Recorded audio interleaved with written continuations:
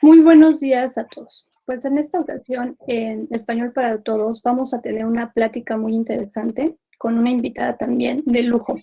Les voy a hablar un poco acerca de la doctora Susana Rodríguez Barcia, para que todos sepamos quién es ella, a qué se dedica. Y sin más, comienzo. Profesora contratada, doctora en el Departamento de Lengua Española de la Universidad de Vigo. Con anterioridad fue profesora ayudante y becaria de investigación desde 1998, acreditada como profesora titular de universidad en 2015, premio extraordinario de doctorado en 2005 y premio de investigación de la Diputación de Pontevedra en 2007. Trabaja desde el año 1999 en distintos ámbitos del análisis del discurso, la lexicografía y la historiografía lingüística, especialmente en la presencia de la ideología en el discurso lexicográfico y en la construcción discursiva de estereotipos. Entre sus aportaciones más recientes destaca la introducción a la lexicografía publicada en 2016 por la editorial Síntesis dentro de la colección Claves de la Lingüística. Muy buenos días, doctora Susana Rodríguez Barcia, bienvenida. Le agradecemos mucho por haber aceptado la invitación a esta charla. Y pues sin más, le dejo el espacio. Muchas gracias de nuevo. Muchas gracias. La que tiene el privilegio de estar aquí soy yo, o sea que la privilegiada soy yo, con lo cual, gracias Gloria por la invitación. Tenéis una profesora que desde luego se preocupa por vuestra formación en estos momentos en los que todo es tan difícil y parece que todo es tan complejo y que a veces hay cierto desánimo, pues ella todavía apuesta por ampliar horizontes. Así que espero no aburriros mucho porque he preparado algo que creo que puede interesaros. Y puede interesaros porque a lo mejor en un futuro, no muy lejano o no tan lejano, dais clase de lengua española en la universidad o en el instituto o incluso en alguna clase que le deis, alguna clase que se llaman aquí particulares. Y creo que es importante que tengáis la perspectiva que estamos trabajando ahora, una perspectiva que llamamos en general crítica, con lo cual os voy a ofrecer unas pinceladas. No sé si ahí se entiende lo de esto de ofrecer unas pinceladas, pero es como unas pequeñas notas sobre cómo abordar esa transformación educativa tan necesaria, por lo menos aquí en el caso de España, y yo creo que en general en toda la comunidad hispanohablante, ¿no? O incluso trascendiendo un poco y traspasando esa frontera del español, se trata de una enseñanza de lenguas, ¿no? Una transformación general en la enseñanza de lenguas, que tiene, como os decía, esa perspectiva crítica.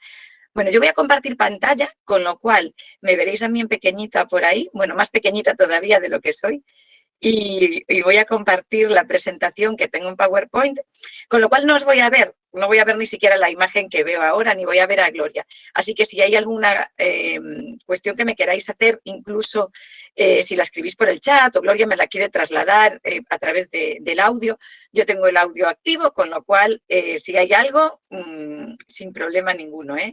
Y si no, pues allá voy. Bueno, aquí tenéis, esperad que voy a compartirla ahora. Aquí está. Y espero que esté bien, yo creo que sí. Ahí está.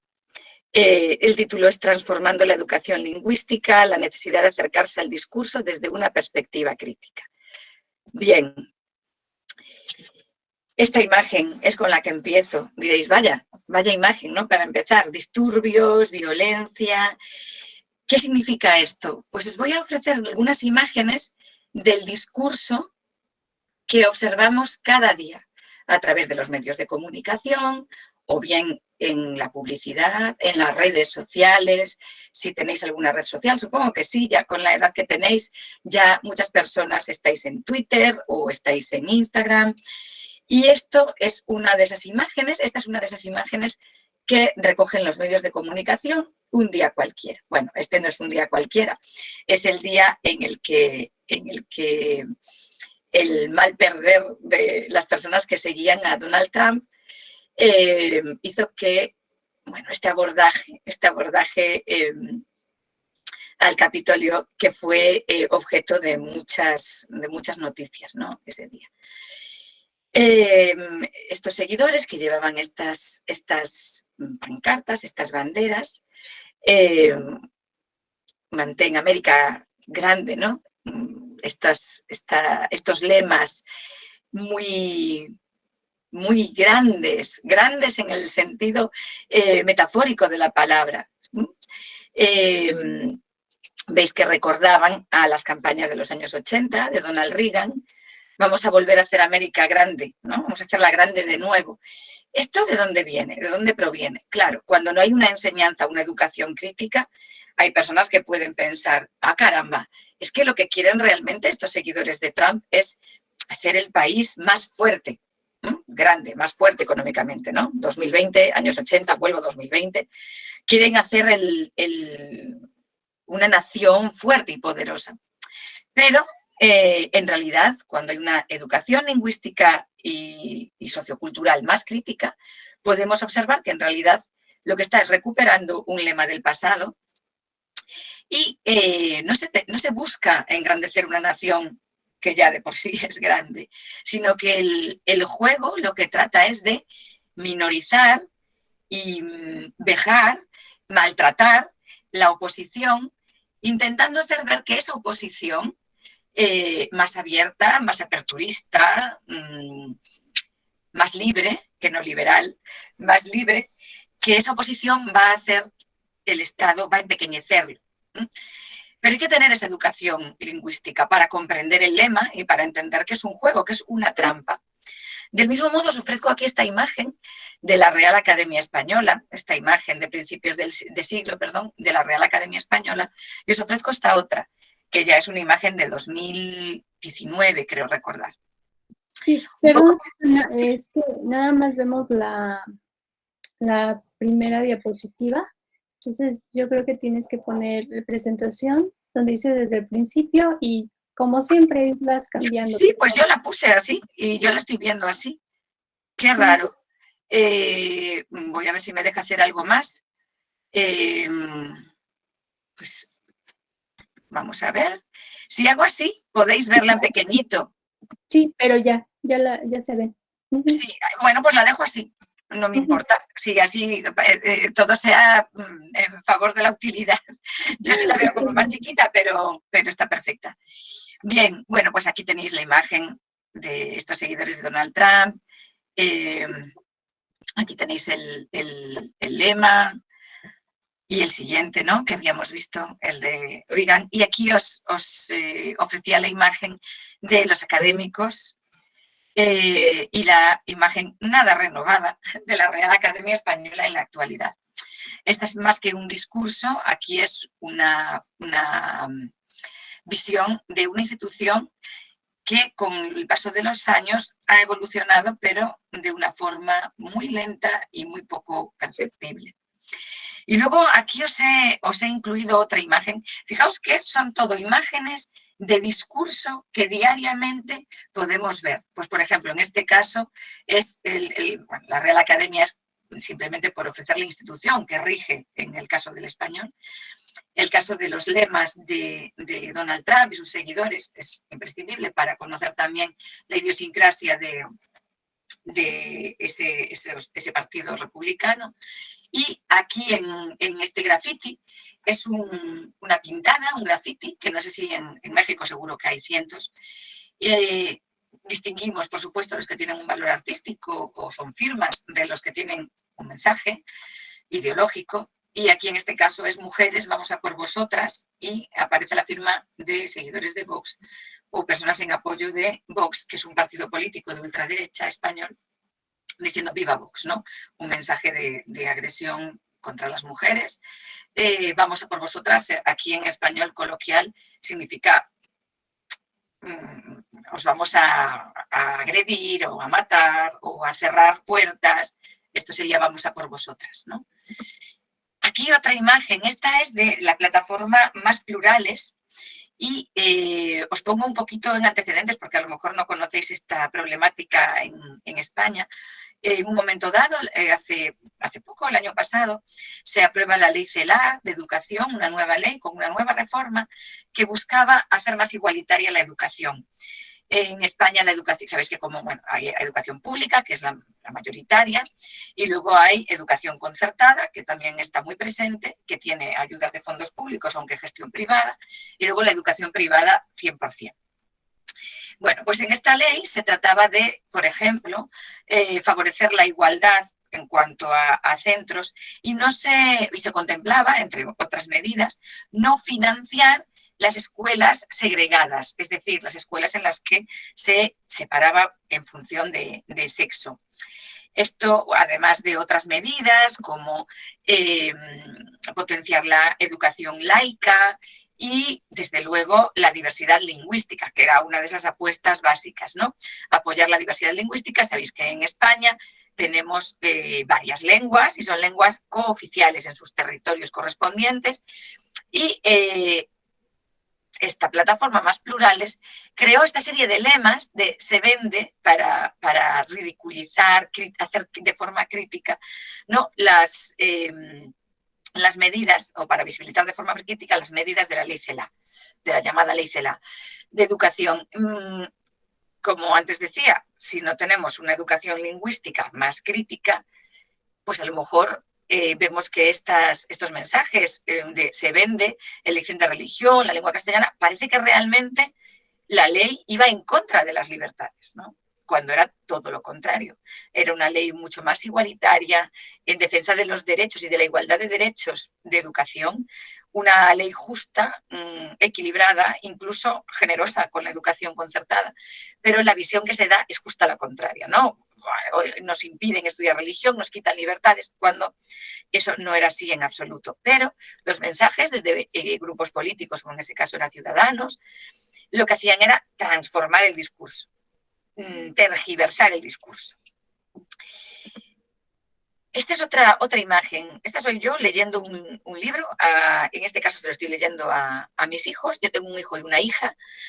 Pero, sin embargo, todo el libro, hoy no lo veis porque está muy pequeñito, pero yo os lo digo, en el libro solo se utiliza el masculino genérico. Sabéis que en gramática el masculino genérico es aquella forma que en masculino se supone que incluye a hombres y mujeres. Sin embargo, cuando el libro dice que hay científicos y estudiosos que discuten sobre los primeros habitantes y además visibilizo la figura de lo que parece visiblemente un hombre, lo que estoy haciendo es potenciar el masculino, ¿verdad? Entonces, en nuestras cabezas, cuando nos dicen 2 científicos o 3 científicos, en nuestra cabeza la primera imagen que surge es la de hombres científicos, no mujeres científicas. ¿Por qué? Porque el masculino genérico lo que hace es invisibilizar a las mujeres y con esa aparente inclusividad, lo que hace es al revés, relegarlas, excluirlas, desdibujarlas y potenciar la imagen del varón, masculinizando así pues muchos ámbitos, como por ejemplo el de la divulgación científica, destinada a niñas y niños pues de 8 a 14 años, diría yo, ¿no? Que es para quien va dirigido este librillo. Esto también es importante porque si no tenemos una educación lingüística crítica, nos va a pasar desapercibido. Vamos a decir, pues bien, masculino genérico, nos engloba, ¿no? Estamos ahí. Pone científicos y estudiosos, pero estamos ahí. Esto es discutible desde el momento en el que una educación más sensible con la igualdad y la visibilidad de género nos dice cuidado, porque a lo mejor la primera representación mental que nos viene al hablar de los científicos es la del varón, es la del hombre, ¿no? Y por lo tanto se masculiniza de esa manera la ciencia. Fijaos, seguimos con ese periplo a través de los discursos cotidianos que surgen pues, en redes sociales, en la prensa, en la educación, en manuales, como veíamos aquí en este libro.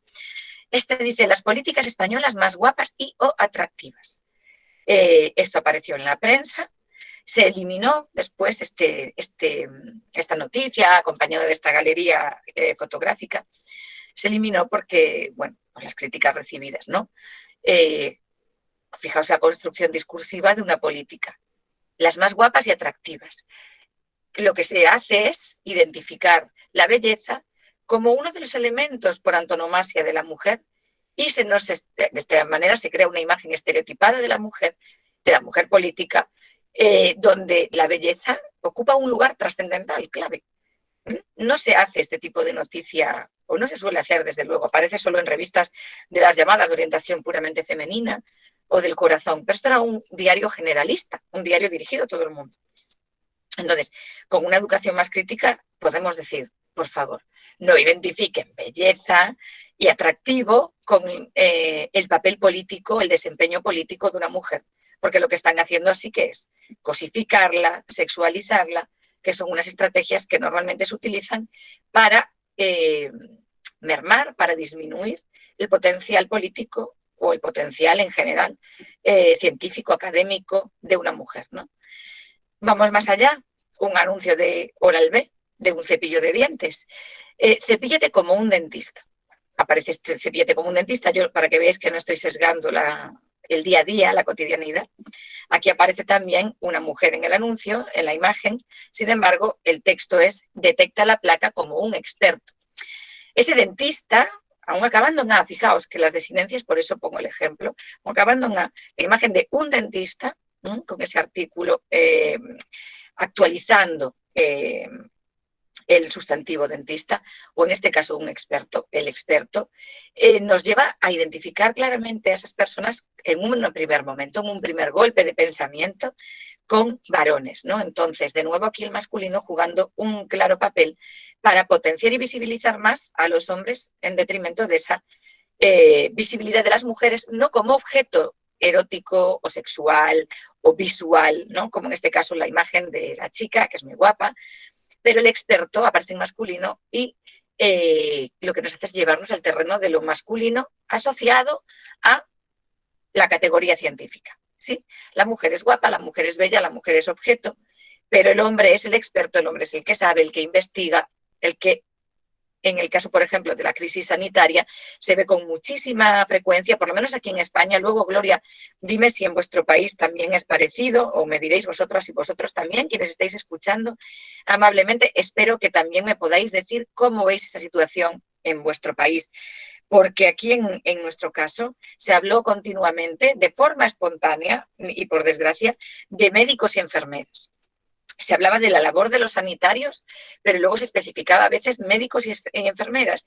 Y claro, en esta asignación del femenino a las enfermeras y el masculino a médicos, lo que parecía era darse mayor nivel o rango al médico como figura de varón y relegar al ámbito de los cuidados o de un nivel secundario en la sanidad. No secundario en cuanto a importancia, ojo, la importancia de enfermeras y enfermeros es enorme. Me refiero en cuanto a nivel de estudios, por ejemplo. Aquí una enfermera estudia 4 años, un médico o una médica va a estudiar 6 años y luego, bueno, toda la formación posterior, ¿no? Pero, desde luego, hay más estudios en medicina que en enfermería. Entonces, no se trata de quitarle categoría o de hacer esta crítica porque ser enfermero o enfermera sea menos. Es menos en cuanto al nivel académico que hay que conseguir. Y lo curioso es que la adscripción que se hace en los medios españoles, lo que se hizo, fue enfermera con mujer y médico con varón. Incluso en Italia, que no traje aquí la imagen, me olvidé de incluirla en la presentación, acuñaron una moneda en honor a esta labor sanitaria durante la pandemia, muy loable todo, pero el varón aparecía en primer plano con una carpeta. Esto lo podéis buscar en Google. Mientras yo estoy hablando, podéis buscar en Google, en vuestro celular, y comprobar que no estoy mintiendo. El varón aparece en primer plano con una carpeta que es un historial clínico, un dossier. Aparece, por supuesto, caracterizado con elementos de doctor, de médico, y la mujer, aunque aparece caracterizada con algún elemento como el estetoscopio, que puede hacer pensar también en que es una médica, una doctora, sin embargo aparece en un segundo plano, mucho más pequeñita en tamaño y en una disposición mucho más pasiva, ¿no? Ya no tiene el historial clínico, sino que se cruza de brazos, esperando, no sé, indicaciones. Desde luego, la moneda también es muy importante a la hora de entender cómo se visibiliza a la mujer frente al hombre, sobre todo en la crisis sanitaria, que, insisto, la crisis sanitaria nos ha permitido un campo de estudio enorme para ver cómo, por ejemplo, las fuerzas de seguridad se prioriza mucho la imagen masculina en ellas, ¿no? Y la mujer mucho menos, se visibiliza mucho menos. Aquí hubo incluso algún cartel del gobierno, en este caso del gobierno autonómico de Andalucía, donde aparecía una figura masculina, un policía, agarrando así a una mujer por encima del hombro. La mujer era enfermera y él era el policía, ponía trabajando juntos y tal. Bueno, muy discutible, ¿no? La fuerza del Estado, la autoridad, el hombre, el varón, la mujer, otra vez identificada con los cuidados básicos, ¿no? Entonces, esto es muy discutible. Más mensajes que aparecen en vuestro día a día. Seguro que vais a comprar ropa muchas veces, ya sea en línea, a través del ordenador, del celular o de cualquier dispositivo, o ya sea físicamente. Cuando vais a comprar ropa, hay diferenciadas zonas de hombre y de mujer. A partir de cierta edad, vosotras y vosotros ya estáis en la edad en la que afortunadamente todo se mezcla. Sin embargo, en la infancia, durante la infancia, las zonas de hombre y mujer, de niña y niño, están sumamente diferenciadas en las tiendas de ropa. Pero no solo eso, los mensajes que aparecen en las camisetas, en los vestidos, en la ropa, son muy distintos o bastante distintos, además de los colores, por supuesto. O sea, por ejemplo, aquí, no sé cómo llamáis H&M, aquí lo hemos llamado H&M, igual allí lo utilizáis el nombre en inglés, no sé. Pero aquí en H&M, la cadena, la multinacional de ropa, cuando subimos a la planta de ropa infantil, a la mano derecha tenemos, en la mayoría de las tiendas, todas las prendas de niña y al otro lado todas las prendas de niño, con una diferenciación enorme en lo cromático, o sea, en el color es alucinante, todo es rosa y tutú y tul y telas de un tipo concreto. Y los mensajes todos remiten a cuestiones emocionales, sentimentales, de afirmación femenina, pero en lo naif, podríamos decir, el arco iris, los unicornios, la fantasía, pero una fantasía canalizada en la dulzura, en el rosa, en las flores. Cuando vamos a la zona de los niños, de los varones, lo que vemos es superhéroes, pues personajes divertidos del cine, Gru, los Minions, mensajes sobre la naturaleza, pero ya no sobre la mariposa, butterfly, no, los mensajes son como sobre explorar, sobre la aventura, sobre el transgredir, el peligro, con una construcción de la masculinidad muy basada en la transgresión, la aventura, el peligro, la libertad, la lucha, la heroicidad, y sin embargo en la niña es en, pues eso, cierta la coquetería, los paisajes bonitos, la belleza, siempre la belleza por medio, pues eso, arcoíris de colores, los unicornios, etc. Estos mensajes también acaban formando parte de la construcción estereotipada que las niñas van a tener de sí mismas en un futuro.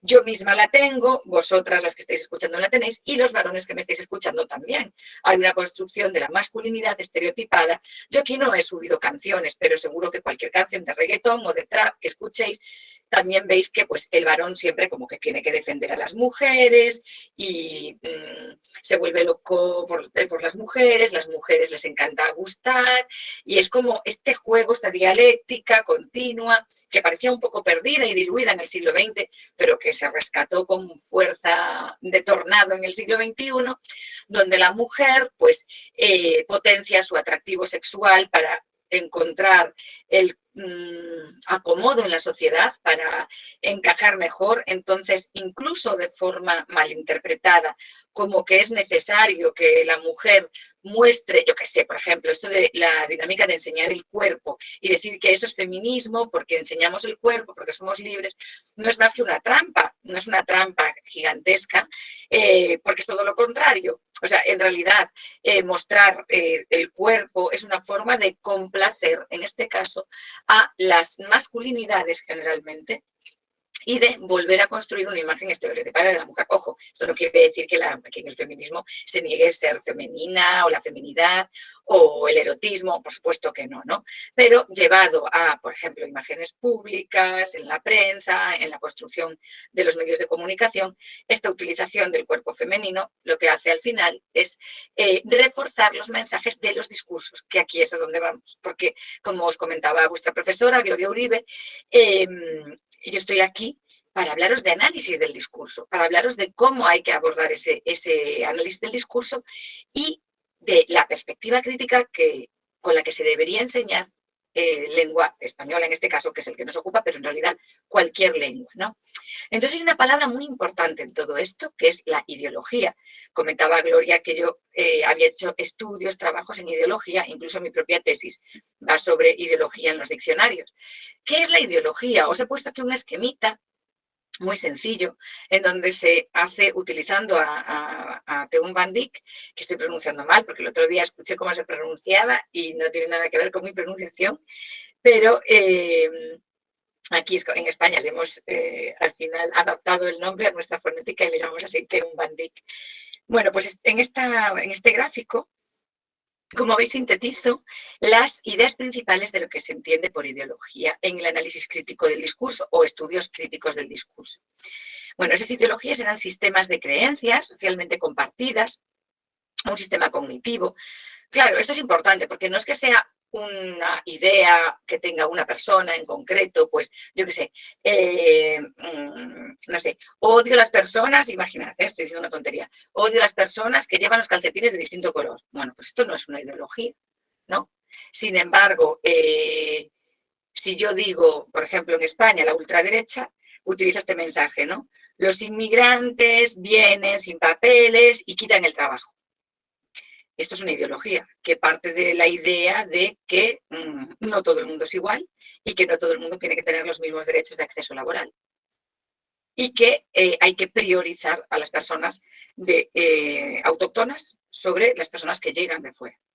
Estos son ideologías, ¿no? Creencias socialmente compartidas. O sea, podríamos reducirlo a los inmigrantes quitan el trabajo. Esto es una creencia socialmente compartida por grupos de ultraderecha. ¿Entendéis un poco, no? Pero, bueno, claro que lo entendéis, lo sabéis perfectamente. Estas ideologías generan representaciones que intervienen en la interpretación, en la comprensión y en la producción. A veces las ideologías no son tan evidentes como la que yo acabo de ejemplificar. A veces están escondidas y somos las personas que hacemos análisis del discurso las que tenemos que mostrarlo. ¿Sí? No es que seamos unas iluminadas o unos iluminados, sino simplemente que por la dedicación que tenemos con respecto a esta disciplina, pues nos esforzamos en ver en qué discursos podemos analizar estas ideologías subyacentes, ocultas, y cómo influyen en esa interpretación, comprensión y producción. Fijaos que uno de los estudios que más estoy haciendo ahora, podéis, bueno, si os interesa, podéis buscarme en academia.edu o cualquier red académica, en ResearchGate o, bueno, yo qué sé, están en todas, estamos más o menos, todas las personas que investigamos estamos en todas partes. O en Google Scholar y ya está. Bueno, pues si veis, los últimos trabajos que estoy haciendo tratan sobre el discurso de la alimentación en los medios de comunicación. ¿Y cómo se representa, pues por ejemplo, el vegetarianismo, el veganismo, frente a opciones que son ideológicamente marcadas también, como el carnismo, ¿no? Es decir, comer carne. Está bien, yo no estoy demonizando el consumo de carne en absoluto. Bueno, tengo mi propio discurso sobre ello, pero no es el momento ni la plataforma. Pero se nos ha ofrecido desde el discurso como la opción por defecto. Es decir, por defecto se nos ha explicado en nuestra educación básica que somos seres omnívoros, que comemos de todo y que somos como la cúspide de la cadena alimentaria, o sea, que podemos comernos lo que sea. Entonces tenemos todo el derecho a comernos la vaca, el cerdo, el caballo o el animal que corresponda, ¿no? Y sin embargo no se observa como en eso existe también una construcción ideológica del carnismo, ¿no? Del consumo de carne o del omnivorismo también. Es decir, se ofrece como opción minoritaria, minorizada y con muchas críticas el veganismo, siempre hablando de suplementaciones, siempre hablando de que es imposible mantener, ¿no? Ofreciendo desde el discurso otras opciones insisto, como el carnismo, como la alimentación por defecto, es decir, es lo normal. Y esta construcción discursiva de la normalidad alimentaria es algo en lo que, por ejemplo, hay que incidir como futuras y futuros estudiantes de a lo mejor alguna carrera de letras, pues que tenéis que analizar esos discursos presentes en libros de texto. Si ahora, por ejemplo, observáis libros de texto de vuestra educación básica, de ciencias naturales o de ciencias sociales, veréis que la representación de la alimentación coincide con lo que yo os acabo de decir. Van a aparecer unos dibujitos de un vaso de leche, un cachito de queso, un trozo, una porción, una chuleta, algo de carne, ¿no? No sé cómo, si ahí lo llamáis igual, ¿no? Como un filete, y pescado, va a aparecer un pescadito también, y después, por supuesto, como siempre, las verduras, las frutas, etcétera. Pero siempre van a aparecer los otros elementos, es decir, se va a tomar como normalidad el consumo pues, de carnes, de pescados, de lácteos, etcétera, ¿no?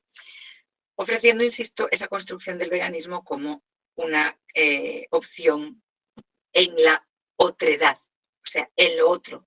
Esto es lo normal y luego está lo otro. Del mismo modo, pues cualquier construcción discursiva que os imaginéis un poco polémica o problemática, pues tanto sea religiosa como de género, ¿no? Como de orientación sexual, va a haber una construcción discursiva de la normalidad y luego va a haber una construcción discursiva de lo que se sale de la otredad, ¿no? Entonces, bueno, algunas características de las ideologías son, como os decía, que son sistemas que afectan a lo político, la religión, la educación, el género, temas complejos, no temas frívolos, triviales, afectan a temas fundamentales, ¿no? Condicionan las actividades, el pensamiento, las actitudes, condicionan incluso, pues imaginad, cuando yo os ponía al principio de la charla esa imagen de la plataforma Más Plurales diciendo se vende la religión, no sé qué, ahí lo que está es condicionando una actividad, que es que intenta convencer a la gente de que esté en contra de la ley CELA, que vote en contra de ella y está a favor de la educación privada, con lo cual ayuda a fomentar esa matrícula en colegios privados, ¿no? O concertados frente a la educación pública, que debería ser la educación por defecto. Bueno, disculpadme porque aquí, como le comentaba a Gloria al principio, estamos iniciando la primavera y tenemos polen por todas partes.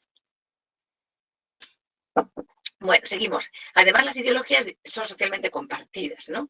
Se aprenden por una inferencia del discurso. Inferencia es que yo deduzco del discurso, infiero de ese discurso algo. Y a través de una enseñanza explícita también. Por ejemplo, lo que os comentaba antes, libros de texto, manuales. A veces la ideología se nos enseña de forma automática, se automatiza en la educación. Si yo veo en un texto histórico la sigla antes de Cristo, me está llevando a un universo en el que por defecto tengo que saber quién es Cristo, ¿no? Es decir, no se ofrece la era como, pues por ejemplo, no sé, en Cuba, en los museos muchas veces aparecen las abreviaturas antes de nuestra era o después de nuestra era, sin aludir, aunque el punto cronológico sea el mismo, ¿no? Pero sin aludir explícitamente a la figura de Cristo. ¿Por qué? Pues porque en realidad al aludir a esa figura, a través de esa abreviatura o de esa forma de medir el tiempo, lo que haces es que personas que sean laicas, agnósticas, de otra religión, ajenas a cualquier elemento de catolicismo, del cristianismo, pues tienen que saber quién es esa figura, ¿no? Entonces, al final es una forma también de aprender algo que es, oye, la educación católica por defecto es la de todo el mundo, como ya hasta el tiempo se mide, ¿no? A través de figuras relevantes en esa religión. Bueno, esto es importante. Y así en muchísimos ejemplos que podríamos poner. Bien, se expresa en la interacción social, el voto. Claro, yo tengo un conocimiento y al final obro en consecuencia. Cuando voy a votar, voto lo que mi ideología me dice. Manifestaciones, como veíamos antes, decisiones laborales. No, yo no voy a trabajar en este colegio porque tienen determinada ideología. O uso del lenguaje inclusivo. La posición del lenguaje inclusivo es una posición política también, ¿no? Si uso lenguaje inclusivo, quiere decir que pues me preocupo por la igualdad. Si no lo uso, no quiere decir tampoco que sea una persona machista, ni mucho menos. Quiere decir simplemente que no he tenido esa reflexión, que puede que la tenga en un futuro o que la he tenido y no la quiero llevar a la práctica, ¿no? Y también, por supuesto, las ideologías se pueden analizar en lo que se refiere a los discursos de una determinada cultura, en los discursos de una determinada cultura. Es decir, se puede hacer un análisis ideológico de la cultura panhispánica, por ejemplo, como hemos hecho ya y está hecho, ¿no? Esas ideologías están estructuradas, en realidad, pero no son siempre conscientes. Esto es muy importante. Eso no exime de responsabilidad, pero sí que importa, porque a veces son automatismos. Es decir, el uso del masculino genérico muchas veces es un automatismo, no se reflexiona, no es consciente, no se hace de una forma consciente. O del mismo modo, no sé, el tema que veíamos antes de la religión, pues igual. O sea, no tiene por qué ser consciente, sino que es un automatismo de la cultura que nos lleva a entender así. Pues del mismo modo que pasa en las ceremonias, por ejemplo. Muchas veces, no sé, el bautismo, hay familias laicas, familias no creyentes, que de forma automática, como automatismo, bautizan como para seguir una ceremonia, una tradición. Esto es algo, bueno, un símil un poco burdo, pero podría servirnos, ¿no? Y además, claro, ya os decía, los analistas del discurso, los analistas tenemos que trabajar con estos textos, pero hay una serie de problemas que vamos a tener. El primero es el que decíamos, la intencionalidad. A veces no podemos ser muy críticas con el uso o con la proyección y la construcción discursiva sesgada, porque a lo mejor no hay intencionalidad, ¿no? Hay automatismo y entonces no, bueno, hay que suavizar nuestro comentario. Después también la sobreinterpretación ideológica. Muchas veces se nos acusa de ver donde no hay nada, ¿no? Esto normalmente suele estar equivocado. La sobreinterpretación ideológica no es algo que suceda al analista del discurso o al analista del discurso. Pero sí que es algo que se nos acusa como uno de los problemas. Sobreinterpretar, ya sabéis, ¿no? Es, yo que sé, por ejemplo, estoy leyendo una definición y en esa definición digo, pues no, aquí hay una modalidad determinada y está claro que el autor o la autora pues quiso poner la heterosexualidad como forma de sexualidad por defecto, pero a lo mejor no es así. Estamos sobreinterpretando algo que a lo mejor no es así. Bueno, ya os digo que es poco frecuente, pero puede pasar. Luego hay que tener muy en cuenta el contexto. No es lo mismo analizar un texto de los años 20 que un texto de los años 20 del siglo XXI. Será muy distinto, ¿no? Pues hay que distinguir lo que es el conocimiento, el prejuicio, presuposiciones y, bueno, voy un poco más adelante porque esto ya os llegará el momento de profundizar, ¿no? La expresión de la ideología en el discurso se va a colar, se va a introducir en determinados elementos de ese discurso. Primero, como el discurso es una materialidad, tanto si es discurso oral como si es discurso escrito. Por eso ahora se habla de lingüística materialista, porque en realidad es esa lingüística que tiene en cuenta las condiciones de producción. Entonces hay que tener en cuenta las condiciones de producción y de emisión y recepción de un texto. ¿En qué condiciones se hace? ¿Quién lo hace? ¿Para quién lo hace? ¿A través de qué canal se transmite? ¿Cuál es la relación que se establece entre las personas que participan? No es lo mismo, en este caso, por ejemplo, vosotras y vosotros me estáis escuchando. Y entonces adquirís una posición de lo que se llama de personas legas con respecto a mí, que de repente me erijo como la experta. Aunque seguro que hay muchos temas en los que vosotras y vosotros me podríais enseñar a mí y yo no sabría nada. Yo sería la lega y vosotras y vosotros seríais las personas expertas. Entonces, cada situación comunicativa impone unos roles y esos son muy importantes. Conocer esos roles es muy importante para el análisis crítico del discurso. Luego está el tema de cómo se presenta el sujeto en el discurso. Yo me puedo presentar con humildad, me puedo presentar con soberbia, me puedo presentar como autoridad, me puedo presentar diciendo, oye, que yo tengo un premio en, no sé, lo que sea, ¿no? Imaginad, yo ahora soy de Pfizer, de cualquier compañía farmacéutica de vacunas, y me puedo presentar como, mira, estos resultados están científicamente probados, tengo lo que se llama un aval científico, tengo crédito científico, entonces ahí me presento de una determinada forma, con una autoridad, o me puedo presentar sin nada, ¿no? Depende de cómo nos presentemos, de cuál sea nuestro rol y de cómo, no solo del rol real, sino del rol en el que nos vamos a posicionar, ¿no? Estrategia global de presentación. Esta estrategia además va mucho más allá.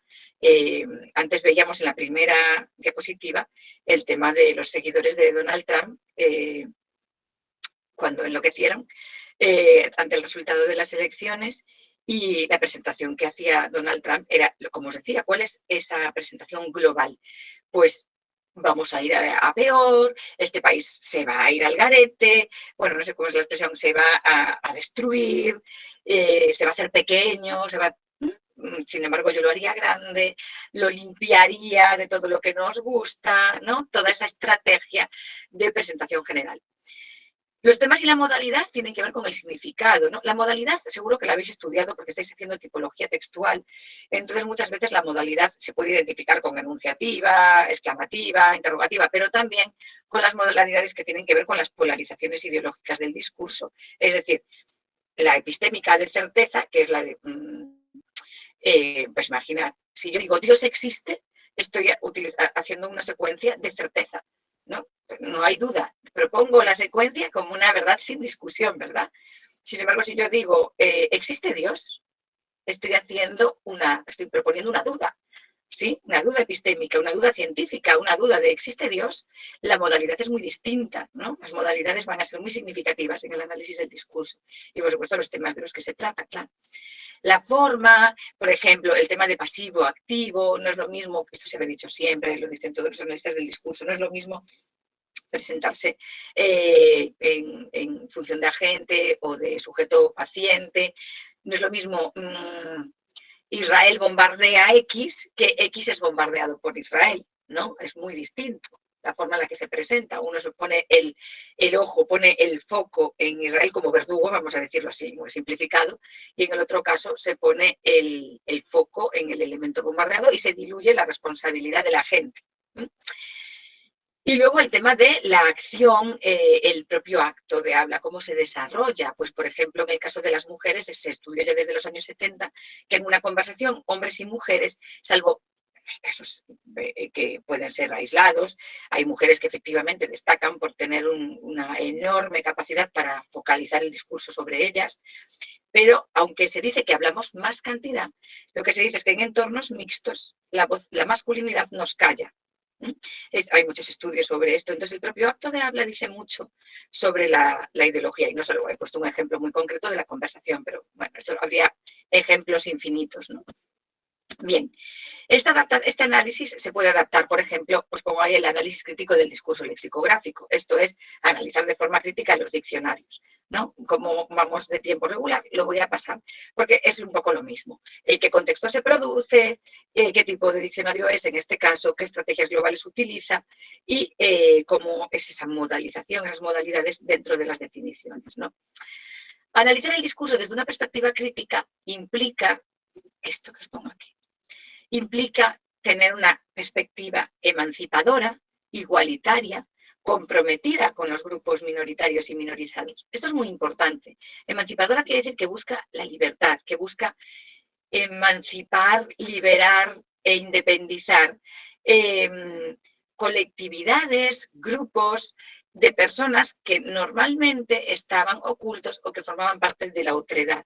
Por ejemplo, en el caso de las comunidades donde conviven varias lenguas y una lengua está minorizada, pues una perspectiva emancipadora será la que consiga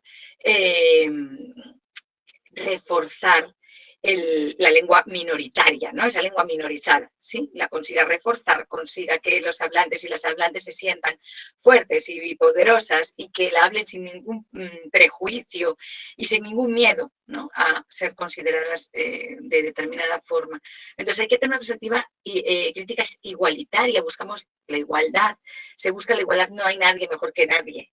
No, esto el viernes tuve una charla en un colegio y hablábamos precisamente de eso, de no hay trabajo pequeño.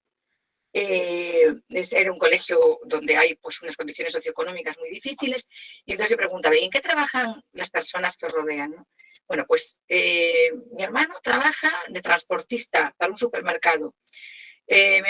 Profesiones de carácter logístico, básico, no había una eminencia científica, esto es lo que quiero decir.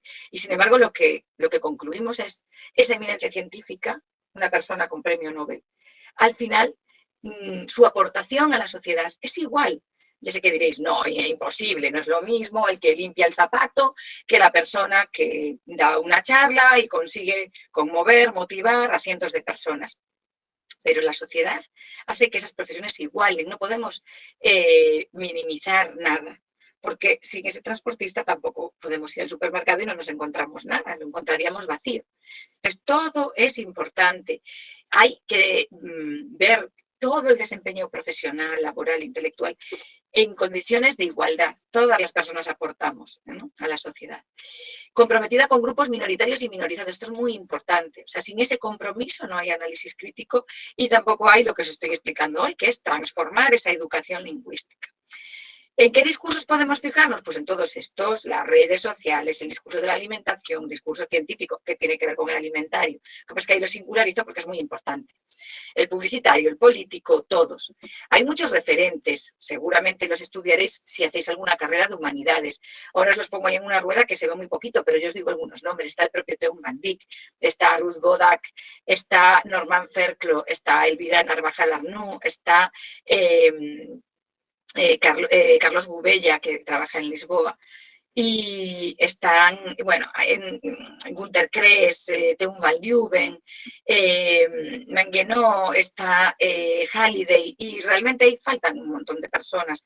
Faltan un montón de personas que yo al final de la charla, en estos minutos que me quedan, os voy a enseñar también por dónde va el camino. Y hay una serie de personas jóvenes que hacen análisis del discurso que son imprescindibles. Aquí falta también José del Valle, para mí es un referente absoluto, es un intelectual del máximo nivel, al que admiro profundísimamente y os aconsejo que cuando pasen unos años vayáis a sus textos. Trabaja en Nueva York, es un investigador que filtra, digamos, con esa perspectiva política, hace una lectura política del lenguaje y la sociedad, y es absolutamente imprescindible. Os pongo algunos ejemplos de cómo enseñar esa transformación lingüística a las personas a las que en algún futuro le deis clase, o incluso sin tener que dar clase, cómo conseguir transformar vuestro entorno haciendo entender que hay cosas que están mal desde el punto de vista del discurso. Y cuando digo mal, aunque estoy utilizando un adjetivo que en sí mismo es subjetivo, lo digo en función o atendiendo a los criterios de emancipación e igualdad que he citado antes. Los detenidos 3 sudamericanos que huían a Madrid tras robar. Esto es impensable, ¿no? O sea, que a mí me afecta profundamente porque es esa demonización de personas inmigrantes que se hace en los medios y que, aunque muchos medios ya tienen su propio manual de buenas prácticas, todavía seguimos con estas. Nuestra noticia es de 2006, tampoco es tan antigua. Bueno, en este caso, ¿cuál sería la fórmula correcta? Detenidas 3 personas que huían a Madrid tras robar, en donde sea. Me importa más saber qué han robado o no han robado que su origen. Eso, el origen no importa a nadie. Si fueran de Madrid, no dirían detenidos 3 madrileños, o si fueran de León, no dirían detenidos 3 leoneses. ¿Veis? Es una demonización de las personas inmigrantes. Esa es una política española muy polémica. Y dice, Díaz Ayuso enseña toda su entrepierna en su toma de posesión. No comparto en absoluto ningún tipo de ideología con Díaz Ayuso, ni le tengo especial simpatía, pero el titular es denunciable, ¿no? Se sexualiza, se ridiculiza a través del cuerpo, todo lo que hemos dicho, ¿no? Luego dice, en su nuevo cargo nos estrena muy fresquita, utilizando un diminutivo que lo que hace es una modalidad valorativa, una subjetividad enorme, ¿no? En ese muy fresquita, con un tono familiar, demasiado coloquial, demasiado de conversación entre amigas y amigos, ¿no? Esto no puede estar en la prensa generalista. Y sin embargo, ya veis que, refiriéndose a una mujer política, se centran en temas sexuales, estéticos, que no vienen al caso. Aquí, por ejemplo, os pongo una imagen de la evolución de la humanidad, cómo se ha representado tradicionalmente con una figura masculina. Os pongo arriba la femenina, que es muy poco habitual. Se utiliza a veces, pero es muy poco habitual, ¿no? Entonces, el discurso a veces es el discurso gráfico también. Y el que acompaña, si yo digo evolución del hombre y utilizo hombre como humanidad, estoy de nuevo masculinizando los textos, ¿no? Bueno, aquí os pongo algunos ejemplos en el diccionario muy curiosos. Por ejemplo, omnipotente dice que todo lo puede, atributo solo de Dios. Esta secuencia, este añadido secundario, esta información no es necesaria. Y lo que hace es que ideológicamente nos lleva a un Dios, un creador, de religiones monoteístas, que no tiene por qué aparecer ahí, ¿no? Que todo lo puede, omnipotente, que todo lo puede, es suficiente para comprender la definición. Bueno, en la siguiente, abducir, dicho aquí en la segunda acepción, dice, dicho de una supuesta criatura extraterrestre, apoderarse de alguien. Ese adjetivo participial, ese supuesta, lo que nos lleva es a pensar en que no se creen que exista. O sea, de nuevo, la persona que escribe la definición sesga, es tendenciosa y utiliza una palabra que realmente condiciona la forma en la que se recibe. Porque antes dice que es un atributo de Dios, pero ¿a qué no ponía supuestamente? ¿No? Supuestamente de Dios. Estoy yéndome a la anterior, no sé por qué no va. Pero en la siguiente sería, sí que va, aquí.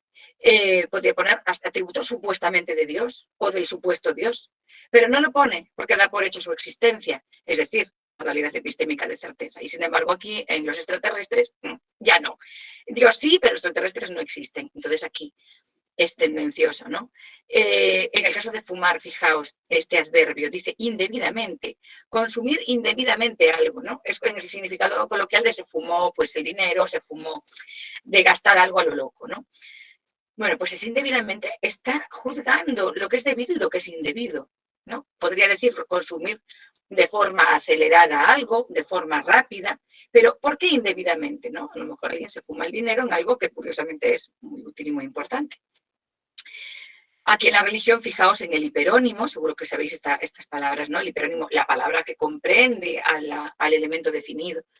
Virtud que mueve a dar a Dios el culto debido, fijaos, qué importante, ¿no? Se da por hecho que Dios existe otra vez, con mayúsculas, monoteísta, y nos dicen el culto debido, o sea, que están de nuevo con una modalidad, en este caso de óntica, como antes, diciéndonos lo que se debe hacer. Hay que tener, como decía, una transformación en esa educación y ser más críticos y decir, ojo, esto no debe aparecer aquí. En el caso de secta, dice que promueve o aparenta promover. O sea, fijaos que lo que se utiliza es una modalidad volitiva, donde en el verbo pues está precisamente cómo se debilita la propia visión de lo que es una secta. En pornografía, por ejemplo, aparece presentación abierta y cruda del sexo. Ese adjetivo cruda es excedente. Es verdad que es abierto, una presentación abierta, podrían haber puesto clara, pero el uso de crudo es un adjetivo que tiene un carácter marcadamente subjetivo, con connotaciones negativas, nos da que pensar, ¿no? Bueno, esta diapositiva la voy a saltar porque se ve muy pequeñito y no aporta nada. Simplemente son esos ejemplos analizados con más detalle. Este es el futuro del análisis crítico del discurso. Yo os pongo aquí, si tenéis Instagram, bueno, haced lo que queráis, pero seguid la cuenta de Discursópolis de Paula Salerno, es fantástica, nos da una perspectiva completamente nueva del discurso y además de forma lúdica ayuda a continuar el análisis del discurso. Ella utiliza Instagram como una herramienta de educación, ¿no? Entonces, esto es muy importante, porque no he puesto aquí otra cuenta que también os recomiendo, que es Vaya Perla. Vaya Perla se gestiona desde la Universidad de Alicante, aquí en España, y es un poco, juega con las mismas claves que Discursópolis, y es una cuenta que trabaja la lengua desde una perspectiva contemporánea, moderna, y utiliza las redes como herramienta para analizar y para poner en conocimiento de gente joven, pues, ideas, contenidos sobre la lengua y sobre todo desde una perspectiva, como os digo, innovadora y crítica, emancipadora. Fijaos en los posts de Discursópolis, ¿no? A ver, ¿qué discursos vamos a analizar esta semana? Pues, por ejemplo, analizan el discurso de Provida, ¿no? Por ejemplo, en Argentina. O fijaos en los stories que hacen. Dice, bueno, ¿está bien que se regule el discurso del odio? Ah, pues está mal. Pues dame tu opinión. Y utiliza herramientas de los stories de Instagram para hacer su comunicación didáctica, ¿no? de la enseñanza de la lengua. Luego hay citas estupendas como esta, ¿no? Que recogen historia de analistas del discurso y de personas que han hecho análisis del discurso desde diferentes perspectivas y nos lo enseñan como píldoras, como decíamos antes, como pinceladas, pero de una forma mucho más lúdica. Fijaos, aquí yo os incluyo otra herramienta que también está en redes, en este caso en Facebook, pues el Círculo de Lingüística Feminista, pero os podría poner también el Círculo de Lingüística Materialista, que también está trabajando mucho en redes sociales. Y otros espacios en la red son, por ejemplo, AGLO, el anuario de glotopolítica. El grupo de glotopolítica es excelente, trabaja desde diferentes lugares del mundo, Nueva York, Argentina, Chile, México, aquí España y otros, y muchos más lugares del mundo, para ofrecer también esa información sobre el análisis de la lengua desde un punto de vista o con una perspectiva glotopolítica que atiende precisamente a cómo la política permea todo en la sociedad en lo que se refiere a la lengua, ¿no? Entonces, ¿cuál es el desafío de futuro? Y me ajusto a la hora que tenía pensado y eso me encanta. ¿Cuál es el desafío para el futuro? Y la solución es la transformación de la educación lingüística. Es decir, poniendo un ejemplo muy concreto con el que quiero cerrar, que lo tenéis aquí en la imagen. Este es el libro de lengua castellana que usa mi hijo, que tiene 8 años, y utiliza este libro para aprender español. En el libro, cuando se trabajan los géneros gramaticales, se dice, existen en español 2 géneros, masculino y femenino. En ese enunciado del libro de texto, lo que se está ofreciendo es una visión sesgada de la realidad. En España, de hecho, está aprobada la ley ya para adelantar la edad del cambio de género, de cambio de sexo. La edad de personas transgénero es los 16, creo recordar ahora, o incluso creo que se ha retrasado, ¿no? Y hay una cantidad de personas de género no binario, ya no transgénero, sino de género no binario. Yo ahora mismo estoy dirigiendo una tesis a una persona, Artemis López, que la podéis buscar en la red, es traductora e intérprete y lo que reivindica es precisamente la enseñanza del género desde una perspectiva no binaria, es decir, no solo masculino y femenino, sino también género neutro, es decir, a través de la disidencia E, por ejemplo, que es la que utiliza Artemis, o a través de otros recursos gráficos, ¿no? Pero ¿qué pasaría si ese libro simplemente problematizara sobre la cuestión del género? En lugar de aparecer esa niña y ese niño, podría aparecer en la portada una persona sexualmente no identificada, y cuando se habla de género, aludir explícitamente a generalmente o tradicionalmente, o la gramática normativa de la RAE, que la poníamos también en una de las diapositivas iniciales, por eso os la ponía. La gramática normativa de la RAE dice que hay 2 géneros, pero actualmente existen muchas corrientes de pensamiento crítico, gramatical, que apuestan por un tratamiento más abierto del género e incluyen el género no binario. Esto sería tan fácil como eso. Eso es transformación educativa. Pero la transformación educativa va más allá. En el libro de Ciencias Naturales debemos prestar atención a qué tipo de alimentación se fomenta por defecto. Y va más allá. O sea, se trata de género, pero también se trata de representación de la mujer. Fijaos la portada de ese libro. El niño va con un pantalón largo, la niña enseña las piernas. Esto es muy habitual. Las niñas parece que siempre tienen que enseñar más cuerpo, estar más atractivas. Fijaos que el niño está en una posición más activa, más dinámica. La niña tiene la mirada hacia abajo. Hay que cuidar todos los detalles. Estamos en una era en la que hay que cuidar los detalles. Porque si no, vamos a no solo involucionar, sino retroceder. Realmente vamos a irnos a 100 años atrás. Es muy peligroso. Entonces, nuestro discurso tiene que ser político. Claro que sí, y eso no es malo.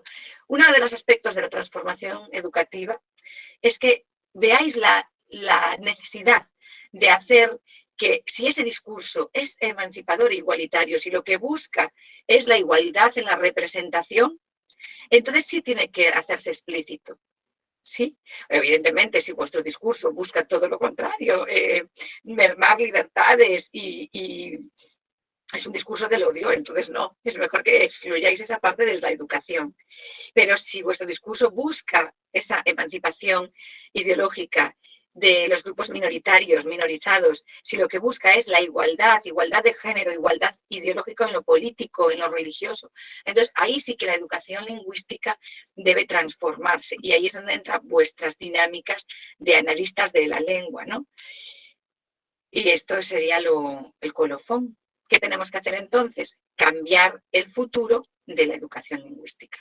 Intervenir en ese futuro de la educación lingüística. Bueno, voy a salir ya de la presentación, voy a otra vez volver aquí a la pantalla principal. Creo que, no sé si tengo que, aquí está, dejo de presentar para volver a aparecer en pantalla grande. Sí, entonces si me veis un poco mayor dimensión. Os agradezco muchísimo de la invitación, Gloria. Agradezco muchísimo a las más de 40 personas que estáis conectadas. Os agradezco la atención. Sé que es duro seguir una charla, una conferencia, es duro seguirla a través de la pantalla, sin interacción. Es duro para vosotras y vosotros y es duro para mí, porque no veo feedback visual, no sé si estáis durmiendo o si lo que os apetece es preguntar, intervenir y decir algo. Entonces es durísimo. Así que os agradezco doblemente la atención y a Gloria de nuevo insisto en agradecer la invitación porque para mí es un privilegio, como decía al inicio, estar aquí. Así que ahora soy toda vuestra. Preguntadme lo que creáis importante, necesario y espero que el objeto del mensaje se haya comprendido, ¿no? En toda su dimensión. Ok, pues, muchas gracias, Susana, muy interesante. De aquí vamos a tener mucho material de donde podamos comentar, donde podamos plantear la discusión acerca de todos estos aspectos que trataste acerca del discurso y del análisis del discurso, que a veces pues tenemos ahí presentes los ejemplos, pero nos faltan como estas herramientas para poder volvernos un poco más críticos. Pues le agradecemos mucho su participación, la participación, perdón, de Susana Rodríguez Barcia, profesora investigadora de la Universidad de Vigo. Y no nos queda más que el día de hoy despedirnos. Ya después haremos la serie de preguntas. Y pues muy buenas tardes a todos.